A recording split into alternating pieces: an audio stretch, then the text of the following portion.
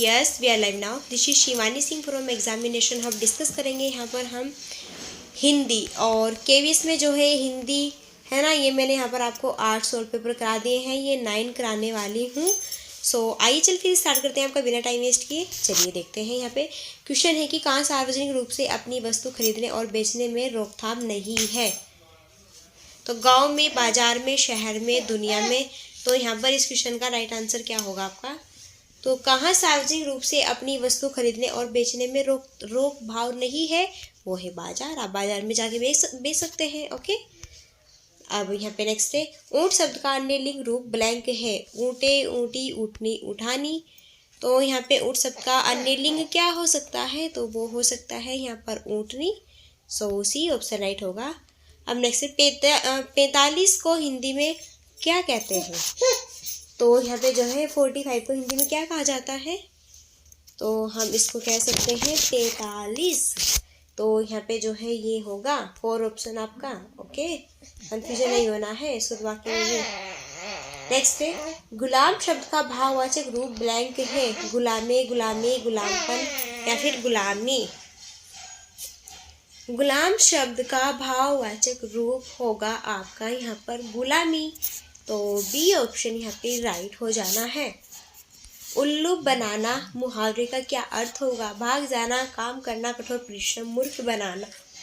उल्लू बनाना मुहावरे का अर्थ यहाँ पे राइट होगा मूर्ख बनाना। 4 ऑप्शन राइट हो जाना है आपका। ओके, और अब यहाँ पे जो है नेक्स्ट है, इनमें से कौन सा तत्सम शब्द नहीं है? तत्सम जो कि सीधे संस्कृत से होते हैं और तत्पुरुष जो कि हिंदी से होते हैं। ओके, तो यहाँ पे तत्सम नहीं है। दधी, उष्ट, श्रृंगार, चक्षु। इस क्वेश्चन का राइट आंसर आपका क्या होगा? तो फ्रेंड्स यहाँ पर जो है 1 2 1 का राइट आंसर होगा श्रृंगार। इसलिए तत्सम नहीं है, इसका तत्सम श्रृंगार होता है। ओके, और ये क्या है आपका? तद्भव शब्द है। निम्न विकल्पों में से पुल्लिंग शब्द कौन सा होगा? सेना, धरती, मणि या फिर कुटुंब। तो इनमें से पुल्लिंग शब्द कौन सा है? तो यहाँ पे आपका होगा कुटुंब। ये एक पुल्लिंग शब्द होगा। ओके, समाज है, दल है, फैमिली है, कुटुंब है, वंश है, कुल है, ये सारे पुल्लिंग होते हैं आपको। ओके, और अब यहाँ पे जो है हमारा नेक्स्ट है कि इन वाक्यों को सही क्रम में लगाना है। रावण तो सिर्फ रावण है। रावण दुनिया में इस नाम का दूसरा कोई व्यक्ति नहीं है। राजाधिराज, लंकाधिपति, महाराज रावण को दशानन भी कहते हैं। राम तो बहुत मिल जाएंगे लेकिन रावण नहीं। तो ये आपको दिए हुए हैं यहाँ पर, इनमें से चूज करना है राइट क्या होने वाला है। तो 1 2 3 का राइट आंसर हो जाना है आपका यहाँ पे बी आपका राइट हो जाना है। ओके, BADC, यानी कि पहले बी आएगा है ना, फिर आपका यहाँ पे ए आएगा, फिर डी आएगा, फिर सी आएगा। रावण दुनिया में इस नाम का दूसरा कोई व्यक्ति नहीं है। हाँ, रावण तो सिर्फ रावण था, ये तो बात है। और राम तो बहुत मिल जाएंगे लेकिन रावण जैसा नहीं मिलेगा। राजा धिंकार, लंकाधीराजी, महाराज रावण को दशानन भी कहते हैं। तो ये सारे यहाँ पे राइट हो जाएंगे। फॉर दिए गए वाक्यों में से कौन सा विकल्प निशीथ का अर्थ है? निशा में स्थिर रहना, चंद्रमा, भानु, आधी रात। 1 2 4 का राइट आंसर हो जाना है यहाँ पे 4, आधी रात। इसका अर्थ होता है, परीक्षा में कठिन प्रश्नों को देखकर मेरी अकल चकराने लगी। वाक्य में आए मुहावरे का अर्थ कौन सा होगा? गुस्से से भर जाना, शर्मिंदा होना, कुछ समय में न आना, अनदेखा करना।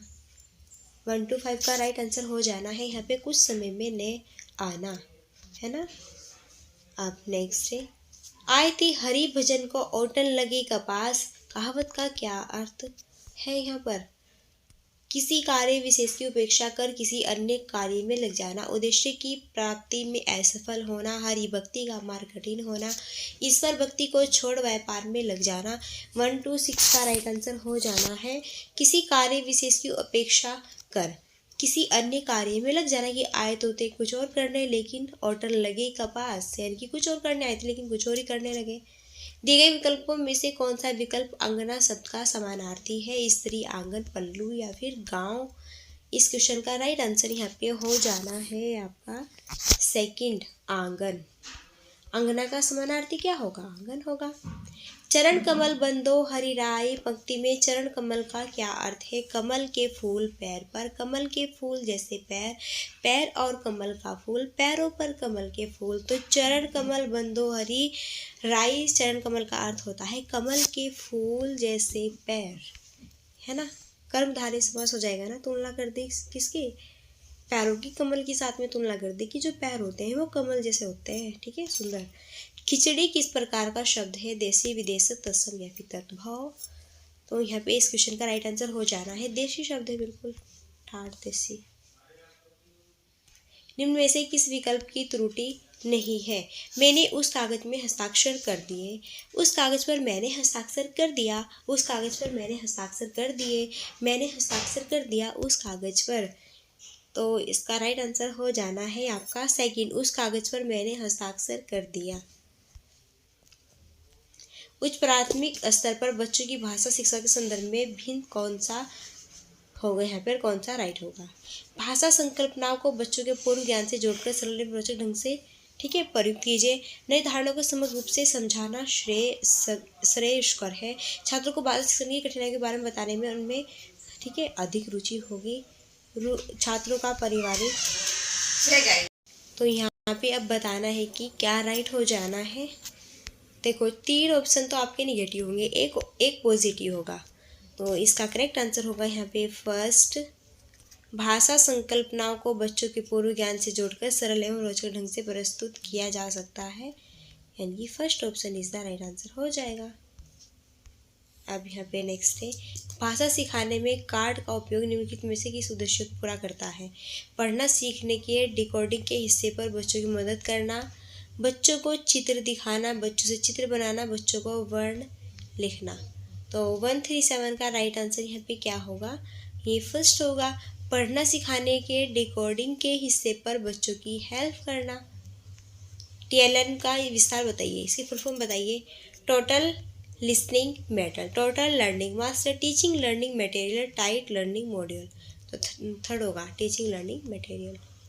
नेक्स्ट है, गृह कार्य की उपयोगिता के संदर्भ में कौन सा कथन उपयुक्त है?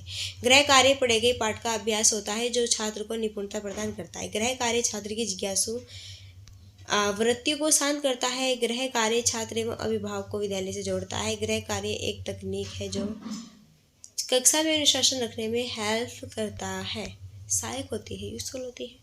इसका राइट आंसर होगा यहाँ पे फर्स्ट, कि हम होमवर्क क्यों देते हैं? क्योंकि गृह कार्य पढ़े गए पाठ का अभ्यास होता है जो छात्रों को निपुणता प्रदान करता है। फर्स्ट ऑप्शन राइट होगा। नेक्स्ट है, उच्च प्राथमिक स्तर पर कौन सा भाषा शिक्षण का उद्देश्य नहीं है? निगेटिव चूज करना है। बच्चों में भाषा को बोलने, पढ़ने, लिखने, समझने की योग्यता उत्पन्न करना, ये तो पॉजिटिव है। भाषा की अभिव्यक्ति में निपुणता प्रदान करना, ये भी पॉजिटिव है। निगेटिव पूछा है, किसी वस्तु के गुण दोष को परख कर उसकी समीक्षा करने की शक्ति उत्पन्न करना, है ना। विभिन्न ध्वनि संकेतों के परस्पर संबंधों को जानना। इस क्वेश्चन का करेक्ट आंसर यहाँ पे होने वाला है आपका फॉर, कि विभिन्न ध्वनियों संकेतों के परस्पर संबंधों को जानना, ये यहाँ पे निगेटिव है। तो ये थे यहाँ पे हिंदी का, ठीक है, सॉल्व पेपर। ये क्वेश्चन आपको कैसे लगे? ये था आपकी बार आपका 9। आई होप कि आपको बहुत अच्छे लगे होंगे। 10 मैंने करा दिए हैं, आप उनको प्ले लिस्ट में जाके चेक करके देख सकते हैं। और वीडियो अच्छी लगे तो वीडियो को लाइक और शेयर सब्सक्राइब आप कर सकते हैं, आपके लिए यूज़फुल है तो सब्सक्राइब कर दीजिएगा। चलिए फिर मिलते हैं नेक्स्ट वीडियो में, और अब लेके आते हैं 10 वाला। तो फिर तब तक के लिए सो थैंक्स फॉर वॉचिंग।